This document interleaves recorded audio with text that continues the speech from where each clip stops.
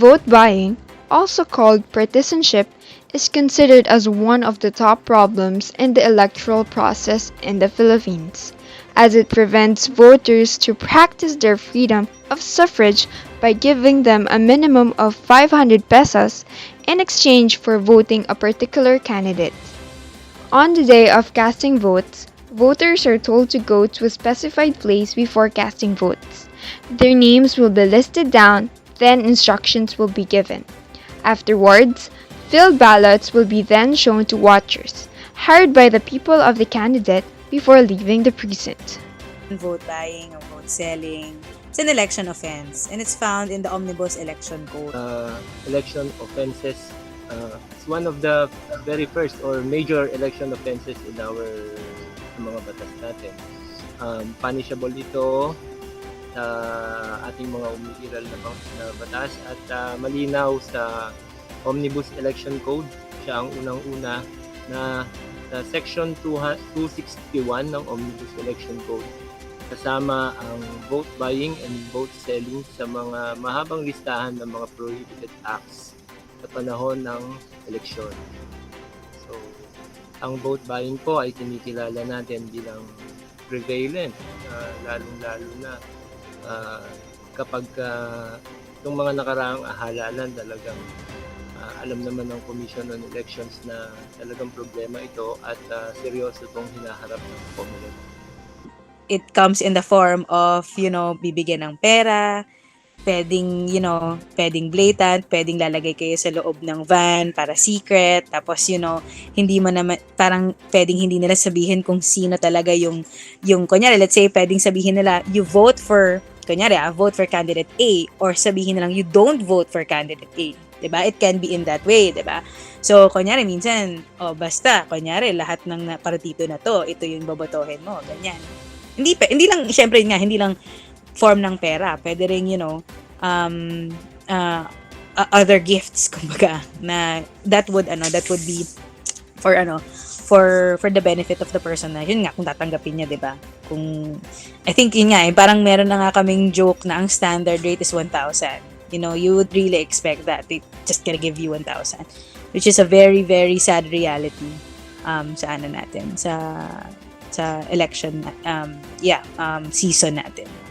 Vote buying also evolves through time, from hand-in-hand cash to online payments through virtual wallets. Vote buying indeed comes a long way. During the 2010 elections, an estimation of 30% of Filipinos were offered money by politicians in exchange of votes. According to the Ateneo School of Government, Dean Ronald Mendoza, the act of vote buying is rampant in areas wherein competition between candidates are neck and neck. Losing faith in democracy as well as poverty have been some of the top reasons why Filipino voters sell their vote. They would rather put themselves first rather than thinking of the country's welfare. This poses negative effects on the future of the country, especially in democratic countries. For Attorney Michael Yusinko, this is an indication of bad governance. If you vote politicians who only have their self-interest in mind, studies have shown, andyan na yan sa literature, if you vote politicians who only have self-interest in mind, meaning who only want to stay in power, number one, corruption will be rife. The patron-client relationship will be maintained, will be sustained, right? So these are all indicators of bad governance. When you have bad governance, you have bad policies. When you have bad policies, you have bad outcomes. Yusinko also stressed the importance of voting for politicians who are aware of the problems that the country is facing. They are more inclined to look for solutions to put an end to these problems. Voting for good politicians leads to good governance, and good governance leads to good outcomes. For Ramirez of Comelec Employee Union, the key to having a good governance is to vote attentively. Ang key dito is voting intelligently. Diba? Kapag tayo ay bumoboto ng matitinong kandidato, matitinong mga tao sa pwesto, aangat ang antas ng ating mga pamumuhay. Ramirez further explained that the election process is also similar to a company's hiring process. Should the vigilance witness an act of vote transactions? Here are the things that they can do to report it, according to Ramirez. Yung vigilance among the public na report kung may mga nakikitang mga ganyang kaso, i-document. Lahat naman tayo ngayon, may mga smartphones na, may mga videos, meron tayong kaya natin i-record, i-document yung mga yan. At mag-file ng mga formal complaint. Kasi hanggat hindi dumarating sa COMELEC yung mga ganyang kaso na mayroong verified at saka formal complaint, hindi talaga yan ma-actionan.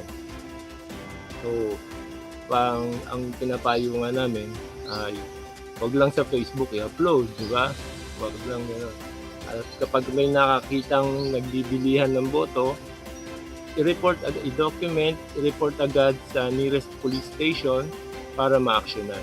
Yun naman yung ginagawa ng COMELEC. And in the past elections, marami na tayong mga naparusahang mga kaso ng vote buying and vote selling.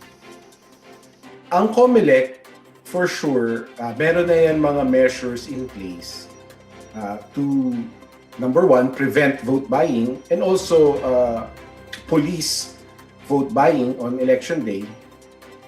But as far as prosecuting vote buying, medyo question mark yun. So, isa-isay natin. Ano? So, I'm just talking about COMELEC, not the entire government. COMELEC kasi, very transparent naman sila. You can go to their website. They have a lot of public service announcement there against vote buying. Kahit sa social media accounts nila, talagang very active sila in educating the public to avoid vote buying. Because it's a crime, no? So makikita nyo mamaya dun sa binigay ko sa inyo na email, vote buying is an election offense, no? So it's a criminal act. So ang COMELEC, very active yan in informing the public that this is a wrong thing to do, it's an offense, and kung mahuli ka, you will be liable. You can be held accountable. So yan yung pre-election activity ng COMELEC, which is laudable para sa akin, ano? As far as information campaign is concerned, I think the COMELEC is doing a good job. Although Yusinko lauds the COMELEC, for him, the agency still struggles in holding the violators accountable. The advice of experts? Let the common good rule. The influence of money is hard to resist, hence why a lot of Filipinos fall for it. A single vote may not behold much power, but through collective action, Filipinos can make a change that will surely tweak the fate of the country. How about you? Who will you vote for in this coming election? I am Kay Pandanan, bringing the most relevant issues this upcoming 2022 election in Bantay Balota.